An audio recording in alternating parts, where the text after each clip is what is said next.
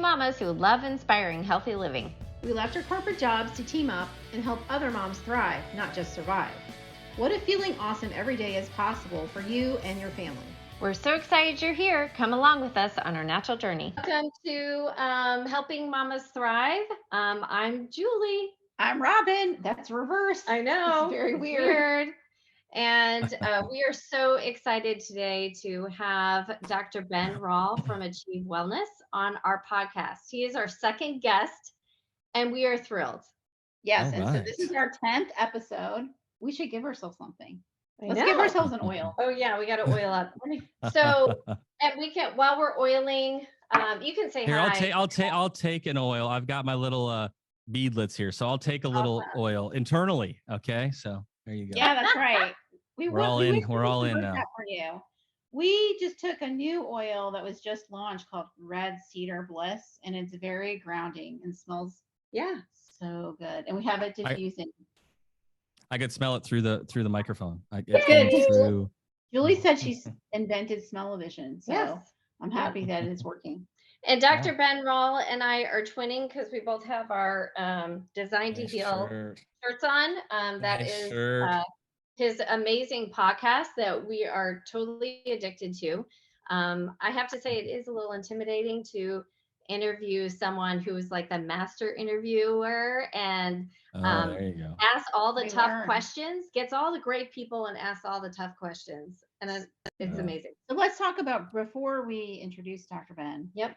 We met Dr. Ben because we were trying to grow our business, and we had gone to a really cool Freedom Keeper event. And I said, okay, you call Dr. Ben and I'll call somebody else. Yes. And so Julie called Dr. Ben. I called, and truth be told, I'm more of an introvert, and I never call people on the phone. Like, I don't want to interrupt their life. I'm like, first of all, what do I say? Hi, I'm Julie, and I just think you're amazing. And I looked at your website, and I looked at your listened to your podcast. I was like, this guy is in my tribe. Like, I get him 100%, and I just have to meet him. So it was a very awkward voicemail, I'm sure, that I left. Thankfully, someone passed you the message and you called me back. We're both fellow homeschoolers, and you agreed to meet with us. And that was a good meeting. And it blessed us so much because we got to hear your story like firsthand. And then since then, we've had Dr. Ben speak at 2 of our events. And you just really made an impact on our tribe. So thank you. Yes. And we make a point. I mean, we go to Dr. Ben's events. Oh, yeah. They're so good. And we really respect you, as you are such a freedom fighter, truth teller. Yes. And we appreciate everything that you do, Dr. Ben. Yeah, we really do. You guys making me blush. That's for sure. That's why I don't like to do many interviews. I'd rather be the one interviewing others, because it's a little bit, it's a little tough for me to be on this side of the interview. So I'll do my best here, but thank you guys for those kind words. And honestly, I don't remember it exactly the same way. And what I mean by that is, I'm honored to, be with people that are fighting the same fight. I never see it as like some sort of, I don't know, hierarchy or somebody else is here or there. It's just like, hey, we're all trying to figure this thing out together. We need all of us. And so because when I'm reaching out to people the same way, right? Like, hey, I want to try to get this guest, I think, has this really important information. I just reached out to this guy yesterday. He's some big guru, and I'm like, man, if this guy even responds, you know what I mean? And so you just never know. So you reach out, you follow the prompting on that and go from there. So I'm honored to be here. Thank you guys for having it. I love your show. I think it's awesome. I think it's awesome what you're doing. It's an honor to be part of your seminars when you host them. And we always love having you at our events. So thank you. Thank you so much.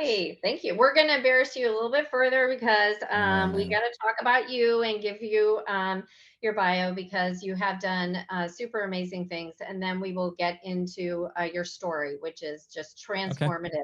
Your story is one of those that once you hear it, you're like kind of forever changed. Like that mark on your life is permanent. So Dr. Ben Rall was born and raised in the great state of South Dakota. where he owned and operated one of the largest chiropractic and wellness clinics in the United States for the last, well, I guess it's more now. Yeah. How many years he's worked with businesses, churches? I mean, more than 20 plus years. I mean, how many years now? Gosh, making me feel old. Yep. Just about my 20th year is well, I've been in practice for 20 years next year. So. Okay. Awesome. So all kinds of different facets of, corporate life, churches, obviously chiropractic work, and he has put together a corporate wellness program for today's business model. And he was a official chiropractor for the USA Wrestling weightlifting team, and at the 2012 London Olympics. And so let's talk about your book. Your book is absolutely amazing. I've read it. It's a quick read. It's called Cooperative Wellness. And I think you have another book coming out, which you definitely need to talk about. And he lays out a really powerful, simplified approach to help the readers be part of the healthcare solution and achieve wellness for themselves and those around them. He's also the host of your 5-star podcast, which is called Designed to Heal. And that shares the story, the research, the insights, and really helpful information in the world of health and wellness. So currently he's in Orlando, Florida, and he has his wife, Megan, and his 2 children, Jack and Grace, and he's the owner of AchieveWellness.clinic located in Kissimmee. And he's just really committed to educating and empowering individuals on how to apply a holistic approach of healthcare. It's funny because whenever I think of something, in my household or something that I feel like an oddball in, like, oh, well, I don't have a thermometer and I have something, I always think of you because you're like, I don't have any of that stuff. Like the body is designed to heal. And so I trust God's design. And so it makes me feel a little bit better. Like, all right, I'm okay. I'm okay. My kids are okay. We're okay.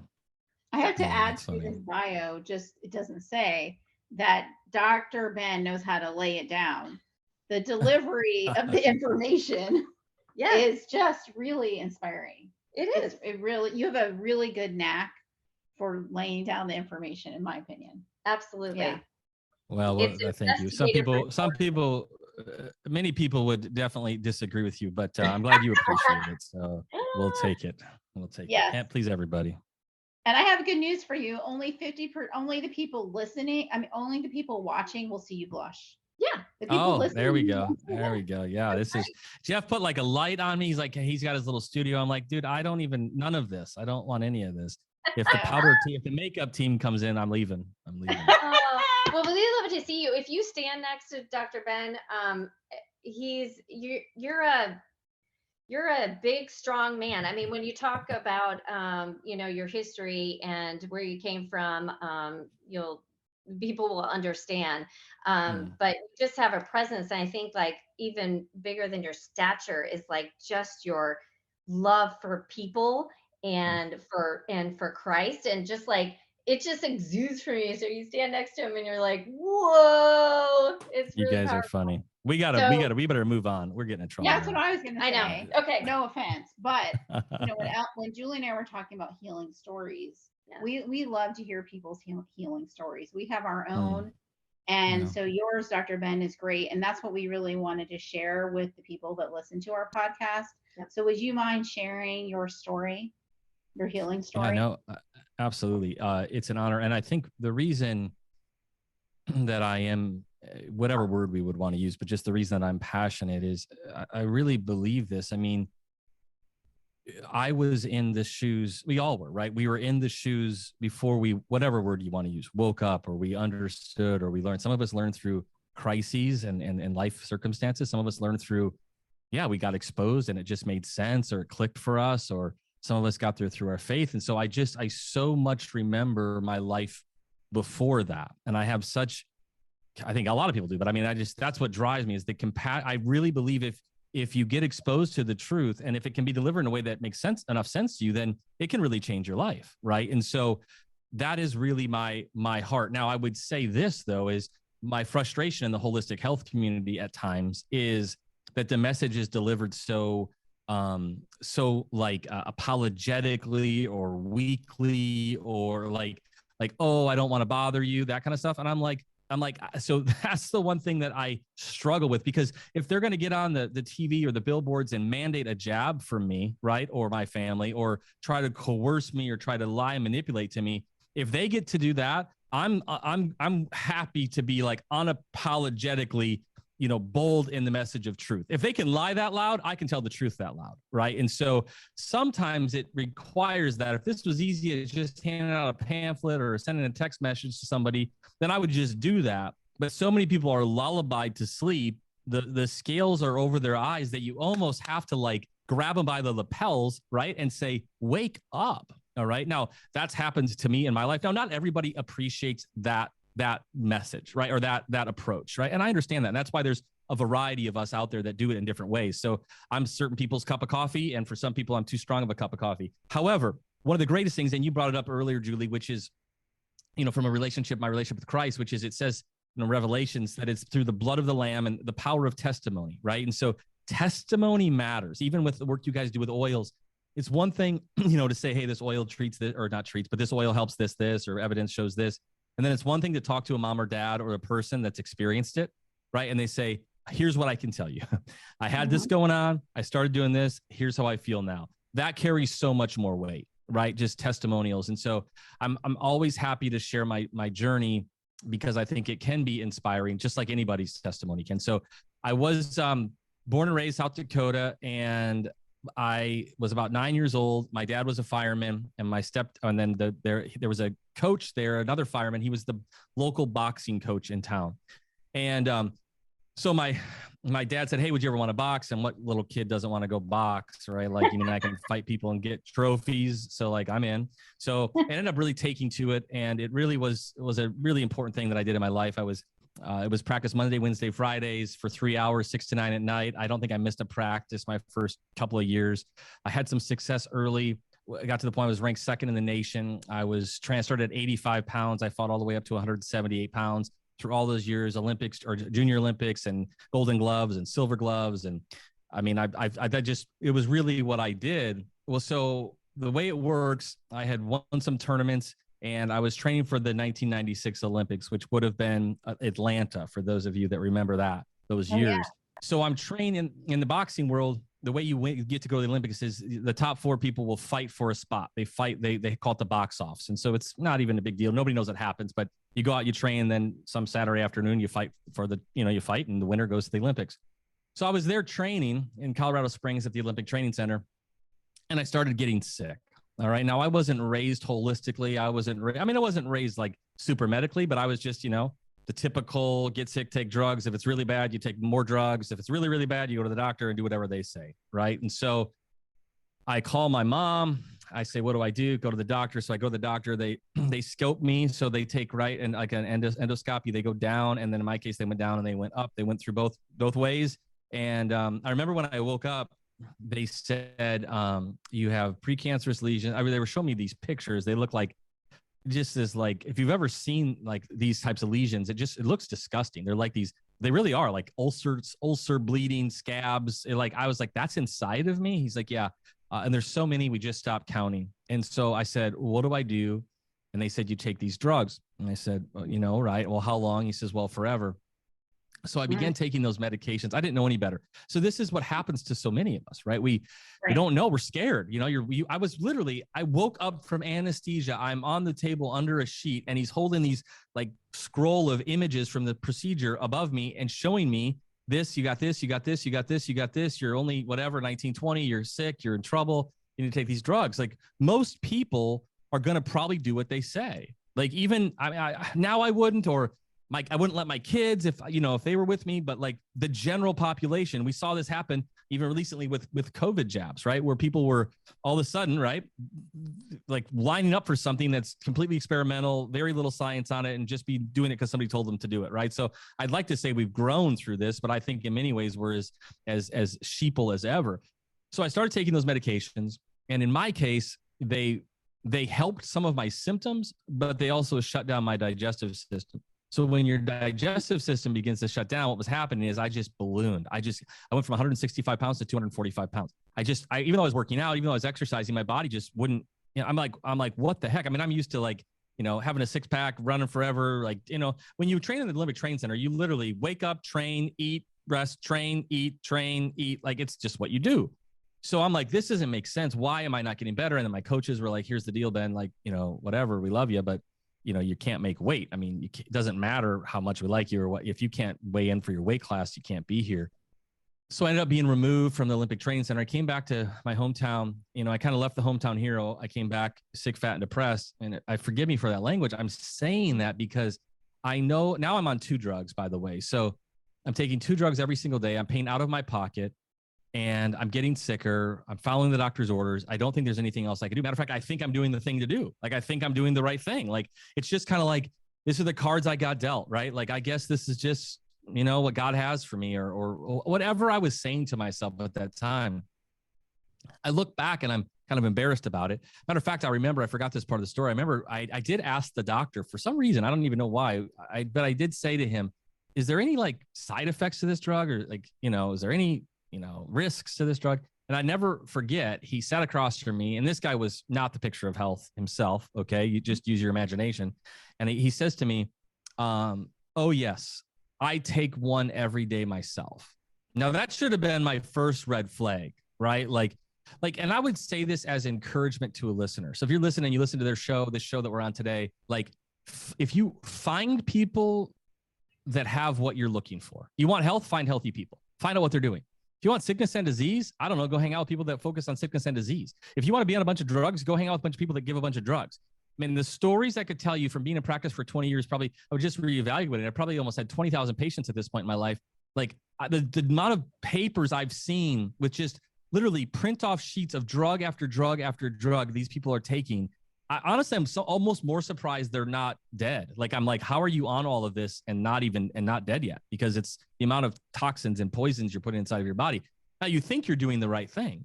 Okay. So what happens is I'm taking these medications. I'm not getting any better. I'd go in every 6 months and I'd get my scans redone. So they go back in, they take a look, and my lesions were either getting worse or staying the same. None of them were getting better. It was just like, again, it was just, now I'm having all these side effects of these medications. My skin's starting to break out. I'd have weird other digestive issues, weird bowel movements.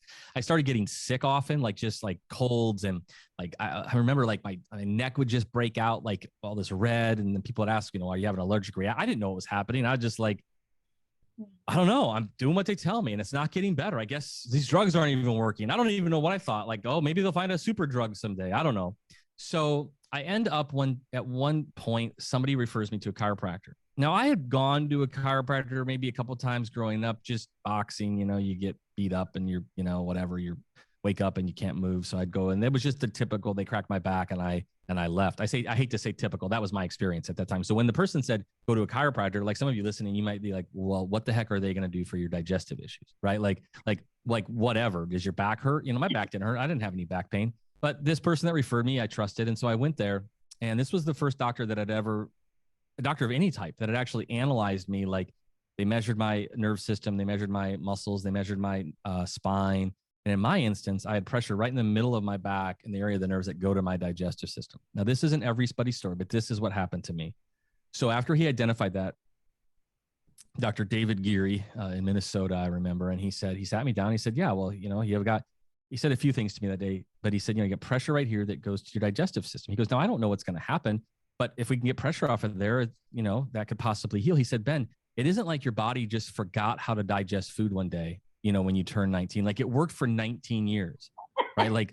You think just one day it was like, oh man, I don't know what to do anymore. I need some drugs. But I say this to people because it's like, we don't even think about that, right? Like, I remember one day a patient came into me, she hadn't had a bowel movement for 22 days, and which I know, unbelievable.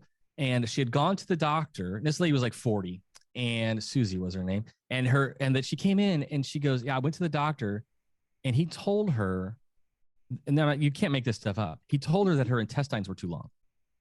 And I was like, well, how long have you had those? Like, they just they kept growing. Like, you had a real big growth spurt of your intestine last night. Like that's a really just a dumb thing to say. Right. And so but until you have somebody say that seems kind of weird or help you ask better questions, you will find yourself believing things that are totally ridiculous, right? Like, how am I going to inject this toxic chemical inside of my body? It's going to make me healthier. I would say that's one of those things that people often don't think. Or an opposite side of it, how am I going to eat this junk food and it's going to make me, healthy? Or I would just say the opposite, which is, hey, if I eat healthy food, right, that helps my body heal, restore, have better resiliency, whatever it is. So when he said that to me, it was like that light bulb went on in my head. He said, Ben, it isn't like your body forgot how to digest food. And also, these drugs, your body doesn't have a deficiency in these drugs. Like, that wasn't the problem, right? I didn't have a deficiency in the medications they put me on. So they were never going to get to the cause of the problem. So I got my first adjustment. Now, this is what happened. I began the process of getting adjusted. I've been on these drugs for 3.5 years. I got off the medications in 1 week. If I didn't take those drugs every day, you guys, I had debilitating might be a stretch, but I would tell you very, very, very bad days, right? Like, I could probably get through it, but I mean, it was constant pain. It was like all you could think about, right? I mean, I wouldn't sleep at night because I just had all these digestive issues. I'd be like, I'd save you the details, but like, it would be, I mean, I could survive, but it was terrible. Okay. So when I say I got off those drugs in a week, I'm saying like I no longer was taking them and I felt better than I had felt in years. I lost 67 pounds in 4 months.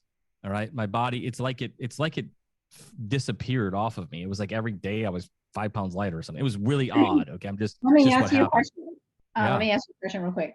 So that week, was that your decision? Like, obviously it was your decision, but did the chiropractor help you come to that decision since you were in the traditional medical model? Like, how did you decide to just get off the meds? Yeah, no, honestly, it was probably just like a young kid who's like, well, I don't know, I feel good. You know what I mean? Like, I felt good. I was like, I'm not taking it. Plus, I didn't have any insurance and I was paying everything out of my own pocket. So every time I went in and got my scans done, I was paying for those myself. I was literally using my college, check, because my parents were very poor. Like, they didn't have money for that. So I would take my college, whatever you call that, my check, my student loans. I'd take $1,600 and I'd go get my scans done. I'd spend $222 a month on my drugs out of my pocket, go down to the pharmacy. I mean, it's crazy to look back and think about that, but that's what I did. So I think it was probably Robyn. I was like, well, I'll just try without this, right? And I think I did believe him when he told me that. Like it just made so much sense to me. Like, well, if that's the problem, and then he gave me an adjustment, I felt amazing, and I was like, well, I'm gonna just, I don't know. It's a great question. Nobody's ever asked me that. I think I was just like, well, let's give it a shot. He said this is related and he just adjusted me and I'm going to not take my drugs. So it was that dramatic. It doesn't always work like that, but it was for me. And so I began, again, that was like one of those crazy moments where I was like, oh my goodness, now here's the rest of the story. So I go back in 6 months or a few months after that, I get my scans redone. My lesions are completely gone. All right. Now, this is what I want listeners to know. It's amazing, but it's not a miracle. The body's designed to heal. Okay. Right. This is the point that people need to understand. See, people hear that story sometimes and they go, well, that's good for you, Ben, or that's amazing, or wow, and all that kind of stuff. And it is all those things. And I am happy for myself. But it's not a miracle. The body's designed to heal. I often use the simple example. If you had a plant at your house and you went away for the weekend or something and you forgot to water it, or you closed the blinds and you came home and it was drooping over, you go, oh man, I forgot to water the plant, or I forgot to put it by the sunshine. So you might open up the blinds and put a little water in it. And if it's not too far gone, the chances are it's going to start to, come back and the leaves will perk up and it's going to, kind of look good again. You're probably not going to call Channel 6 News and say like, you have to come down. We have had a resurrection, right? Like, I don't know what happened. The plant was dead. It is now alive. It's amazing. Right.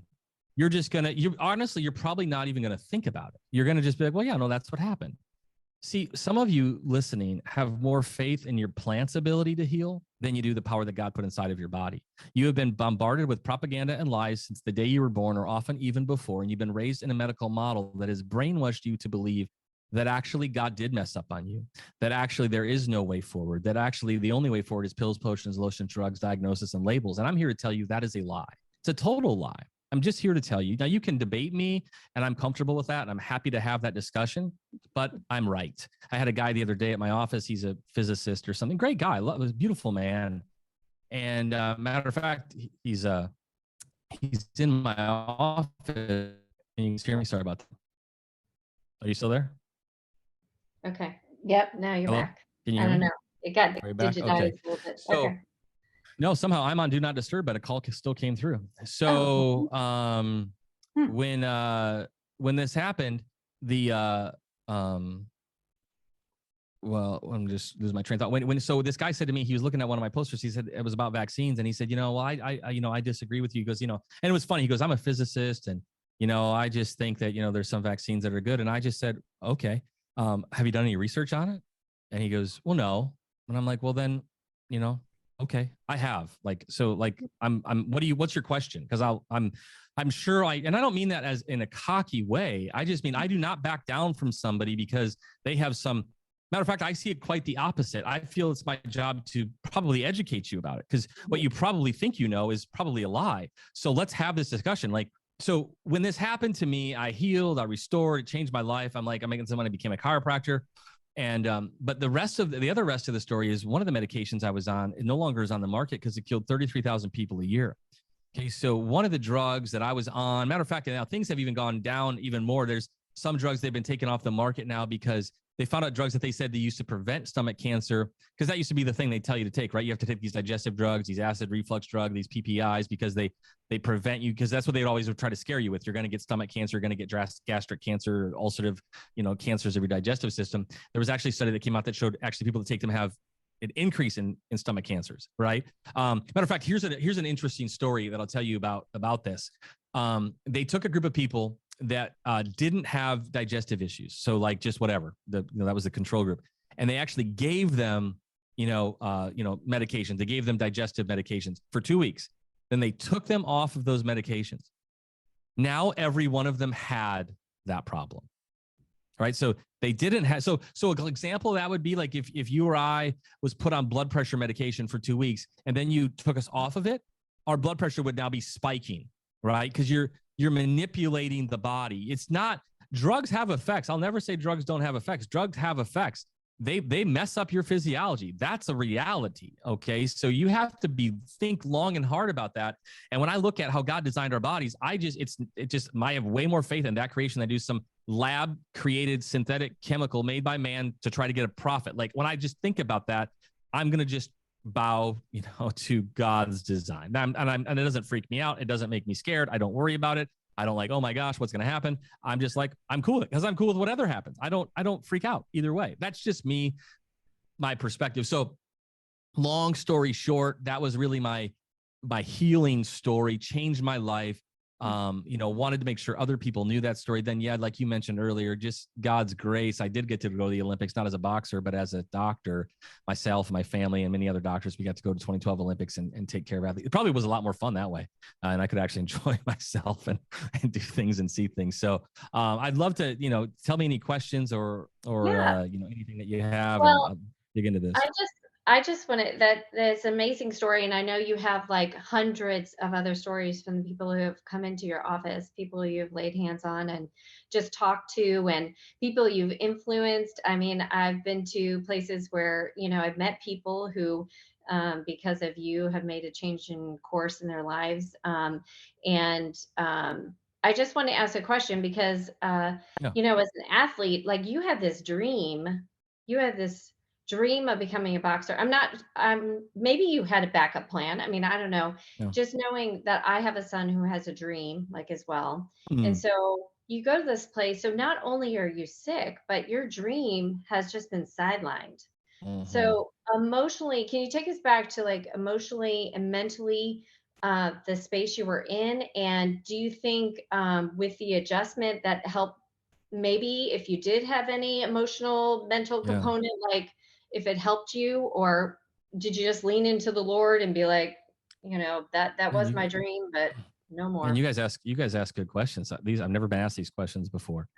Nice job. I would say a couple of things. I would say I didn't have a plan B. That was the plan. I did end up with the opportunity to turn pro after that. I kind of recovered, but my boxing coach actually told me that he would not support me if I went pro. He said that the industry is too corrupt, and he just said, Ben, you're too good of a person.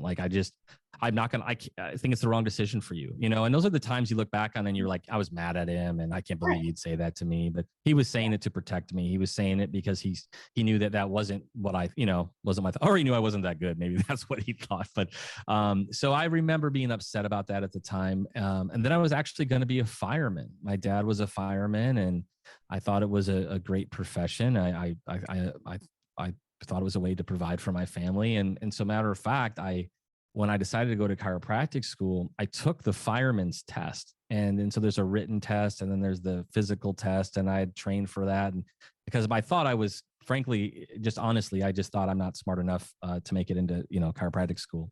And so I was like, well, I'll take the test because they don't hire very often. So it was like, well, if they are going to hire, this was the time. So I took the test. I actually did interviews and then I went to chiropractic school, and it was just one of those things where I just never looked back. And so, you know, God works in mysterious ways.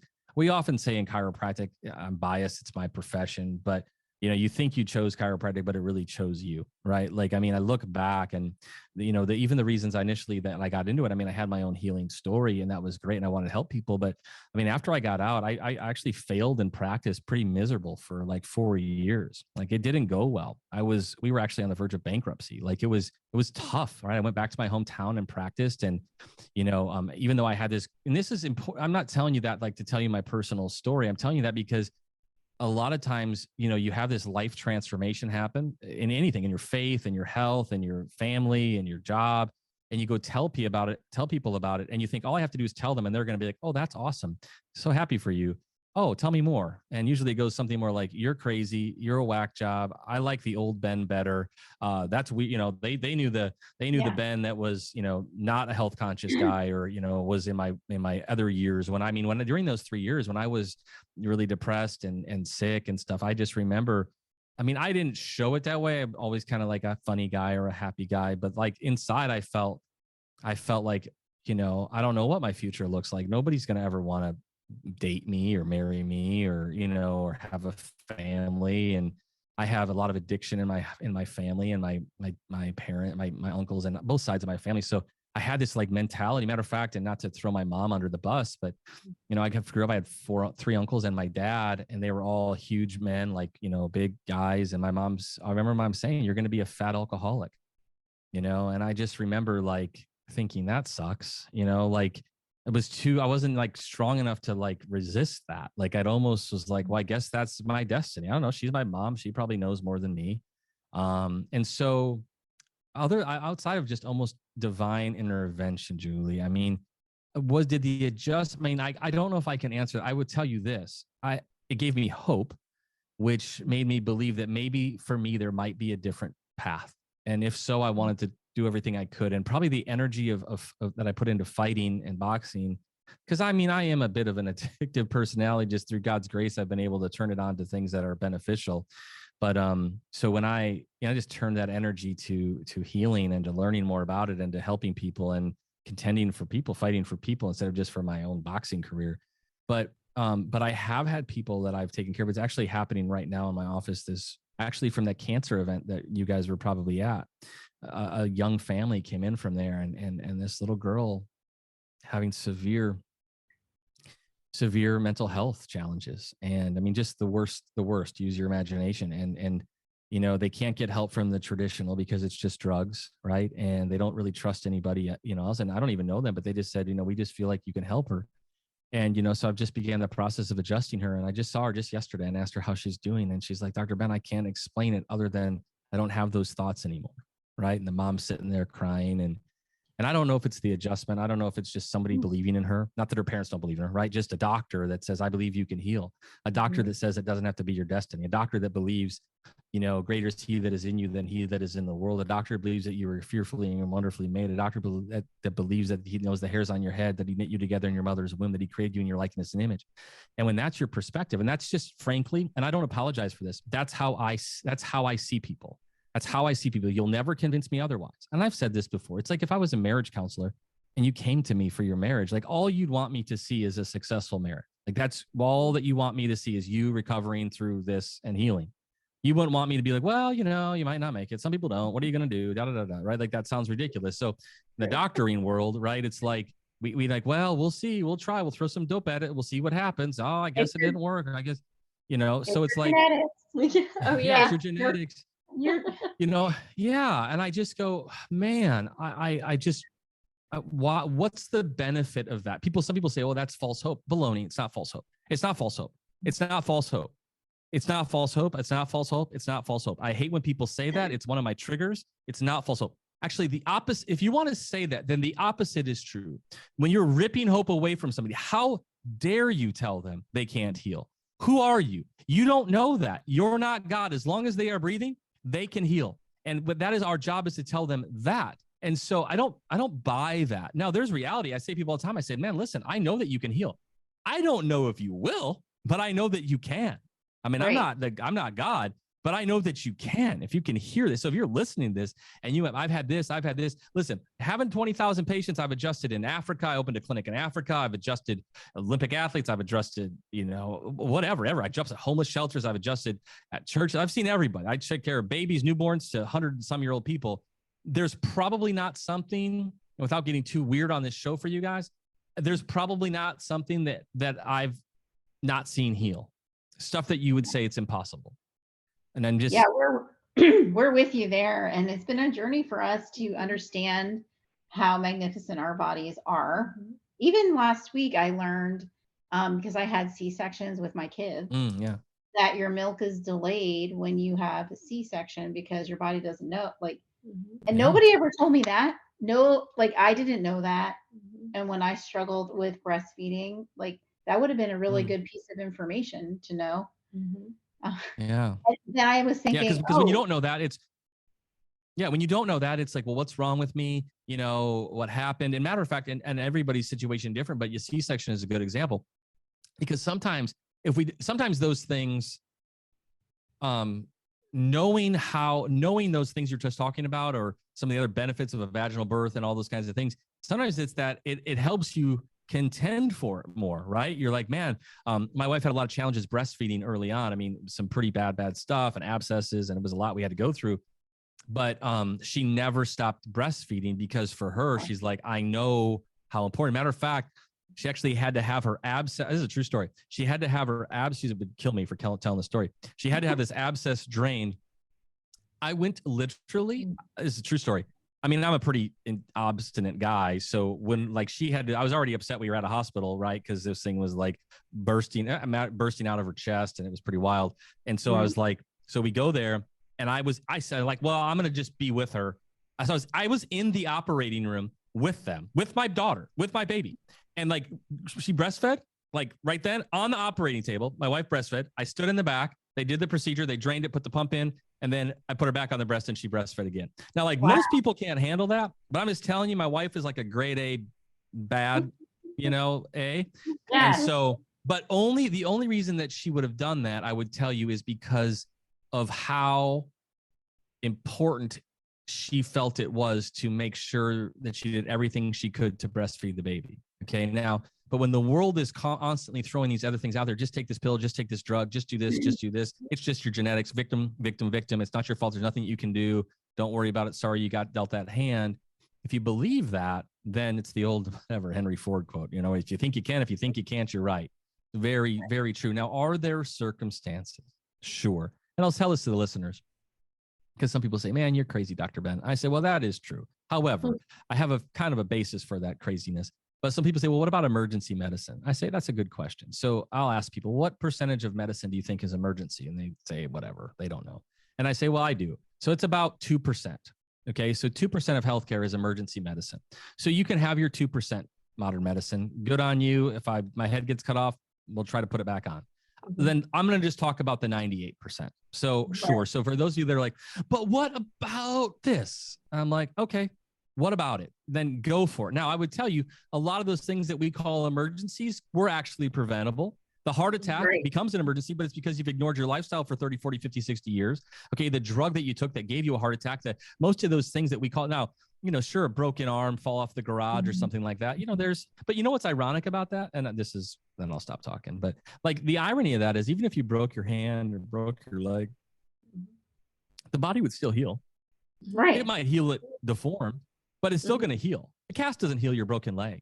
Okay. The Band-Aid doesn't heal your cut. The power that God put inside your body is what heals that. And so I even struggle. I just still want to give credit where credit is due. Even when we go, well, what about this? What about that? Remember, ladies and gentlemen, and by the way, you're talking about a medical system that is responsible for us as being the sickest we've ever been. Okay. 4 years in a row, our life expectancy has gone down. We're on more drugs than we've ever been on. We take more vaccines. We have more doctors. We spend the most. We have the most hospitals, most doctors, most of the things that you call healthcare. If that was the case, my friends, then we should be doing great. We've got the sickest kids we've ever had in the history of the world. Our life expectancy gone down 4 years in a row. It's the first generation. Our kids are expected to die younger than their parents. If you are asking me to get on board with that, like, what part am I supposed to be celebrating? What part am I supposed to be like, wow, you're right. You guys are amazing. Let me do more of what you say. Well, no, that's ridiculous. So people don't like this. It makes them a little uncomfortable because they think I'm talking about their Uncle Bob, who's a pharmacist. I don't care. Like, I don't care. Like, so never mind. Let's stop asking critical questions. Let's not try to improve things. And so again, I guess I get a little bit upset, but most people have been just brainwashed. They go down this road. They don't want to ask these questions because then oftentimes they actually have to kind of like, I think that you had said, Robyn, like when you're on this healing journey, like you got to face some things, right? You got to face some choices you made. You got to face some things you didn't know about, like the C-section scenario, right? You're like, well, man, dang, I just didn't know. Should I have known? Probably. And that's, I think, one of the reasons I feel such a burden is because I did kind of wake up to this stuff relatively young, just relatively speaking. So I'm like, hey, man, if I'm going to be a doctor and I'm going to talk about this stuff, I better talk about it, as true as I can to as many people as I can so they at least have a shot at it. Let me speak to our audience just for a second. If you know mamas, please just realize that the whole birthing process is so natural and God-given that like the way that we do babies right now is crazy. And so to really think through those natural processes of what you're doing when you're carrying the baby, what you're doing when you have the baby, it's magnificent. And Julie and I definitely have like had a lot of aha moments of what we wished we knew back then. True. So if you're a new mama, please think through that. Yes. Because it is really important for those babies. Yes. Like you said, my kids did not have the benefit of the microbiome. They didn't. They started off at a disadvantage. I had no idea. In fact, when I had my second child, I started making some milk, and the lactation specialist said, "Don't try to breastfeed her. Do you want to go through that again, like what I went through the first time?" And she like swayed me to not even do it. Wow. And I was totally a different person, I guess, back then, because now I'd be like, oh, I'm not doing what you say. But just that's how it was. And I just accepted it.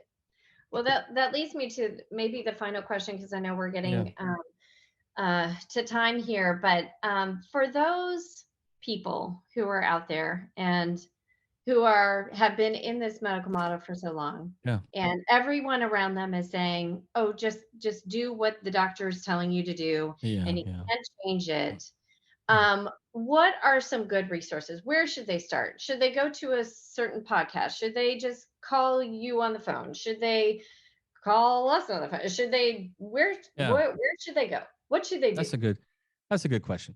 I want to just quickly respond to what you were saying, Robyn, about, and now I am a man, a biological male, so I've never given birth. So just to be clear on that. So I tread lightly on this area. But I would say this, and you're very correct. And there's a great movie, if you ever saw, called The Business of Being Born. It's old documentary, Ricky Lake, back in the day. And there's an OBGYN in there, a doctor, I think you say O'Day, but it's Odent is how you say it, but he's French, I believe. And he says, we've gone so far down the wrong road with birth.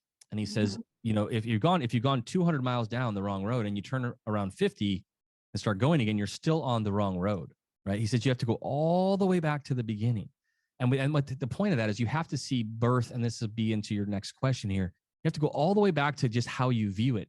You either view birth as a disease or you view birth as natural, like a natural process.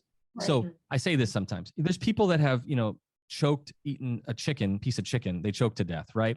But we don't make people eat chicken surrounded by a team of doctors in the hospital, right? We understand that some people say, yeah, but hey, what about that lady that gave birth and she died, right? Now, I say, okay, yeah, but just so you know, people give birth in hospital and die. Let's just be clear. Let's get this over with. Matter of fact, if you go look at the studies on home birth, Cochrane studies on this. They did a review, low risk births, that are, with a midwife have better outcomes than hospital births. Okay. So it's not like there's data on this. What I find is most people just don't want to look at it, right? Because it challenges just oftentimes deep assumptions or fears that they've been programmed by society. But if you're willing to look into it. So to your question, Julie, when you go back and you say, what's the first thing a person should do? I would say initially, potentially just reevaluate your worldview on health. Do you believe you're designed to heal? Or do you believe that you're just this big chance of things waiting to die and you need, modern man's interventions and testing and procedures to find out what's wrong with you so you can take some pill, potion, lotion, surgery to try to fix you? And then if you do believe that, I would just ask what evidences you have used to come to that conclusion. And what evidence is, so now usually you'll be led to some yeah, you're right. That doesn't make a lot of sense. And then I would say, find a holistic type of doctor. Okay. So I remember when my stepdad was the fireman I've told you about, he had to go in and do so the firemen, they may go do tests, right? To physicals to pass kind of thing. It's gotten more stringent as the years go on. It used to be, firemen were some of the sickest guys. That was the joke, right? They all smoked ironically, and they all, ate junk food all around the firehouse. But then they realized these guys weren't good at going in and, saving people's lives. So they've raised those standards. So my dad was doing one of these tests and they found out that he had a 90% blockage in his left anterior descending artery. That's called the widowmaker. And it actually led to his medical retirement. And they said, you need to have surgery. So this was early on in my chiropractic career. I'm trying to educate my dad about the risks of that and other solutions. And he wasn't interested in hearing anything I had to say, which is fine. It breaks your heart at the time, right? You're like, I'm just trying to help. But I remember saying this. I've said, Dad, if you were to walk into this doctor's office, this cardiologist, I can, pick a name of a holistic cardiologist. If you were walking to Dr. Jack Wolfson's office, he's a cardiologist in Arizona, he would tell you to not have surgery. He would tell you the stents don't work. He would tell you the Plavix isn't going to do what it says. He would say that the statin drugs that you're on don't prevent heart disease. So it's just actually having a lot to do with where you're going for that information. Now, you guys are more educated. So like you said, Robyn, you can go into a situation now and be like, well, I'm not buying that because I know I have I have a perspective and I have some life experience and I have some wisdom and knowledge on this. So you're able to combat that. For those of people that don't have that yet, it's really good to get in the hands of somebody that's done some of that work for you initially, right? So you get their perspective. I just had this happen this morning. A woman texted me and something's going on with her kiddo. And she's like, hey, what do you think about this? And they said this, what do you think about this? So I'm just running some ideas. I had a guy yesterday text me from North Dakota. I've never even met him. He's just a podcast listener. He's like, they want me to have knee surgery and yada, yada, yada. What do you think? So I sent him a study that they did that showed a double-blind placebo-controlled study against meniscus knee surgeries being no better than a sham surgery. So I'm like, well, all that you would want to know is that it didn't make a difference. So you can still decide to have one. I'm sure your ortho neuro is going to say that's ridiculous. That's stupid. It was right in the Journal of the American Medical Association. My point in saying this, though, but most people just aren't aware of that, right? So if you're struggling with something, find a naturopath, find a chiropractor. Now, they're not all the same. You can find medical chiropractors. You can find clown doctors of any sort. You know what I mean? They're not all great. So finally interview them in a sense, find out their worldview. Like you said, you looked at my website, like I'm a Jesus loving, faith-based wellness chiropractor that's a little crazy, right? So like, if that's kind of your jam, then you'll like me. If I play worship music all day long in my office. I'm blaring, documentaries in my office. Like for some people, it's too much. You follow me? Like they don't like that. Not sure why that's. Are you back? Can you hear me? Yep. So just be aware of that so you can find somebody that is holistic. If you're looking for that, back to my earlier statement, if you want to be healthy, if you're looking for a holistic approach to health, find somebody that does that. Find somebody that has that knowledge on that. Find somebody that's doing that. And then oftentimes it's amazing, right? They'll have that you can kind of lean on their wisdom for a while. Yes, is there resources? That's so yes, I have some of my favorites, people out there to follow, but that can be a rabbit trail for people. So not that I hesitate to share, right? Listen to podcasts. I'm biased. I think mine's okay, but there's a lot of good ones out there. Listening to your guys' podcast, finding somebody that you resonate with, finding somebody that speaks the kind of the truth that you're looking for. Be careful though. Also, I would say be careful, especially in healthcare. You have to be aware of some of the your old thoughts, like stopping you from getting there, right? Because it can be a little scary. Oh, that sounds a little weird. What do you mean? See, the breast, feeding. I talked to this other doctor and they said this, you just have to you do need to get some history of like how kind of messed up the pharmaceutical, medical, industrial complex is. Now that's hard for some people to swallow. I got a brother-in-law who's the president of a hospital system, right? Like, we are cordial, you know what I mean? But like dramatically different approaches to health, right? Yeah. But I'm not going to him for health advice, right? His job is to make sure that the hospital is financially healthy, not that the sick people are getting well, right? He has to follow a whole different level that he's decided to do. I don't have to do that. That's one thing I love being a chiropractor. I practice independently. I get to just serve the people that are in front of me. We're the largest drugless profession in the world. I get anything's on the table for me. I can look at anything for people for healing, whether it's, spiritually they're messed up or physically they're messed up or emotionally they're messed up or nutritionally they're messed up. Like it's all available to me. I don't ever have to go, well, I wonder what drug they need. I get to think, man, what's causing this? What's going on? And so right away that I know that's a different approach, but the only reason it's different is because it's new to you. It's not that it's wrong. It's not that it's bad. It's not that it doesn't work. It's not that it's stupid. It's not that it's expensive. It's just new to you. I assure you, if you said to one of my children, they're 16 and 13, if you came to my house and said, Grace, hi, honey, your dad called and he said he wanted you to take this pill, right? She'd slam that door in your face, right? And say you're crazy, probably call the police, right? My kids have never been to the hospital, they've never been to a doctor, they've never taken a drug. And I say that not to brag, I say that to let people know. And I'm not the only one. That I've got thousands of doctors and friends and family that's how they live their life. They've never had a vaccine in their body. I say that to let you know that it's not weird. I say that to let you know that it's not impossible, that it isn't, your kids can have a fever and they don't have to give them a drug for that. Your kids can have the sniffles and they don't need antibiotics. Your kids can have, a headache and take a nap on the couch. Your kids can not feel good for a day or two. Their knee can hurt, their shoulder can hurt. Matter of fact, one time my son's knee hurt and he goes, hey, Dad, can you adjust me? So and these are kids, right? It's always so funny. So I adjusted him and he gets up and he kind of shakes his leg and he goes, it doesn't even work, Dad. It doesn't even work, right? So sometimes your family's your hardest audience. And that doesn't mean I don't get sick. Doesn't mean that I don't have bad days. Doesn't mean any of that. It simply means that I understand the solution is not masking that, manipulating that, covering that with synthetic pills, potions, and lotions. Now you have that choice, right? I'm not trying to, well, I am probably trying to influence you, but I mean, I'm just trying to educate you to make you see it differently so you can make those decisions for yourself. Don't do it because Dr. Ben said so. Don't not do it because I said not to do it. I'm comfortable with that. I mean, like I believe in what I'm teaching you, but it's way more powerful when you come to those conclusions on your own. So I don't know if that answers your question. Oh, sorry. I didn't mean to cut you off. I just wanted to add, if you're starting to dip your toe into this natural world, there are people that can help you if you're the only person in your family believing it. So there are Facebook groups, there are people you can meet at that doctor's office that do think similarly, so you don't feel so isolated in those decisions and you don't think you're so weird, because mindset truly is everything. And mindset is so important in the healing process. And I love how you said find the difference in the perspective of doctors. Like, my mom, when she's going to specialist to specialist to specialist, I take her to a functional doctor. He says, you're just a tweaker. You look like you're dying on paper, but you're great. I mean, look, that, like, just for her to hear that from a doctor is really impactful, It is. One of my the quote that's on the back of my business card, and it's attributed to Thomas Edison, but it just simply says, the doctor of the future will give no medication, but will be in the interest of his patients in the care of their human frame, right? Their spine, their diet, and the cause and prevention of disease. If that's now that's Thomas Edison. So that's however many years ago. I would say that you have the option to have that doctor of the future now. Matter of fact, I would say that doctor of the future is actually already lives inside of you. You see him every morning when you look in the mirror. Okay. Like, yes, it's great to have physicians around us or people, health educators and people like you guys that are educated in this stuff.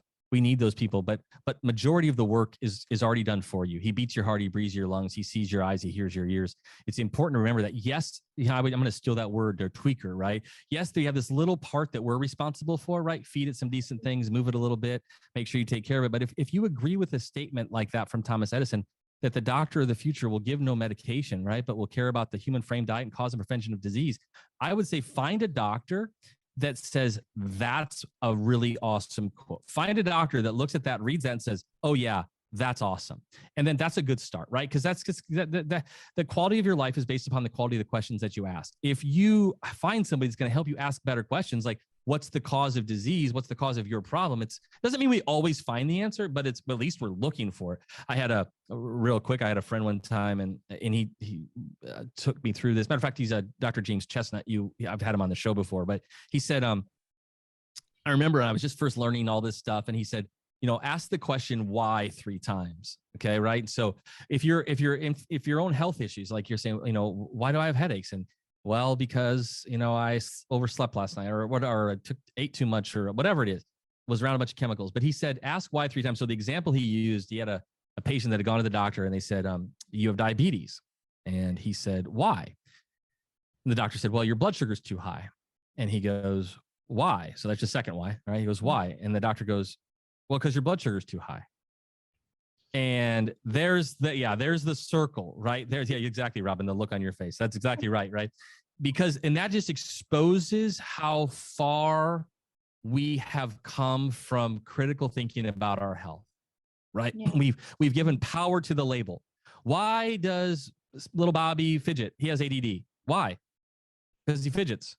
Well, no. What's happening here, right? We're asking for the cause. And so those asking 3 times will often lead you to a better place to find out, hey, why is this happening? What is going on?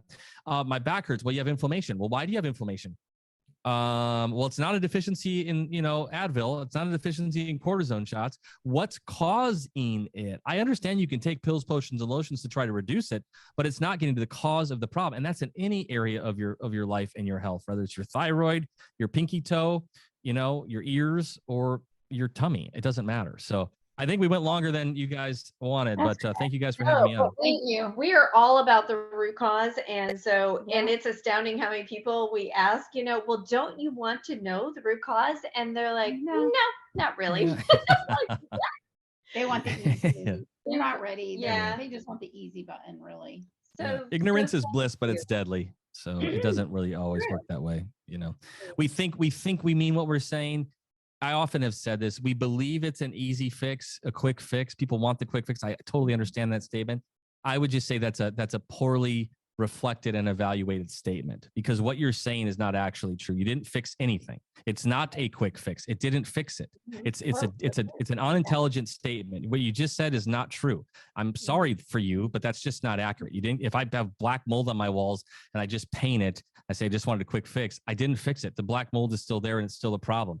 If I have high blood pressure and I take a pill for that, I have not resolved the underlying cause, and now I have 2 problems. I have the high blood pressure underlying cause that still caused that, and now I have the toxic effects of the medication. It doesn't fix it. If it fixed it, I would stop talking. I would close my show. I'd close my office and I'd go sell cars or something. But I would say, good job, medicine. And I take your drugs and I take your dope. The problem is it doesn't do what you're telling us that it's doing. And so it's another one of those trigger statements for me, Robyn. Sorry. When people say, I just want a quick fix, or, they just don't want to do that, I say, it's not a fix. I have to stop you right there. It's not a fix. If it was a fix, I'd say, hey, good on you, but all right. We hear it, right? I know. You're in high demand. We got to let you go. Yes. Thank you. Well, I appreciate you guys. Yes. Right. We talked to you for hours. So, all right. Thank you for being on. Bye. Bye. Thanks, guys. Take care. Bye. If you enjoyed this episode, don't forget to subscribe. And if you want to support this show, give us a 5-star review. For more information from Robyn and Julie, please visit wellnesswithrobynandjulie.com.